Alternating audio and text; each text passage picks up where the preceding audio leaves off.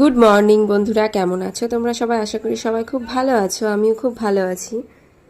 আজকে আবারও একটা নতুন সকাল, নতুন দিন, নতুন মিনি ভ্লগ তোমাদের সঙ্গে শেয়ার করছি। সকালবেলা ঘুম থেকে উঠেই ফ্রেশ হয়ে বিছানাপত্র সব গুছিয়ে নিলাম। তারপরে চলে গেছিলাম ছাদে। ছাদে কয়েকটা ফুল ফুটেছিল, সেই ফুলগুলো তুলে নিয়ে আসলাম। সোনায় পুজো দিবে। আর তারপরেই তো চলে গেছিলাম রান্নাঘরে চা বানাতে। 1 কাপ চা আর সাথে 2টো বিস্কুট দিয়ে দিনটা শুরু করলাম। আর তারপরে দেখো, সকালবেলায় বাড়ির ওপর থেকে মাছ নেওয়া হয়েছিল, ট্যাংরা মাছ। সেই মাছটাই আজকে রান্না করা হবে আলু, বেগুন, পটল আর পুঁইয়ের ডাঁটা দিয়ে।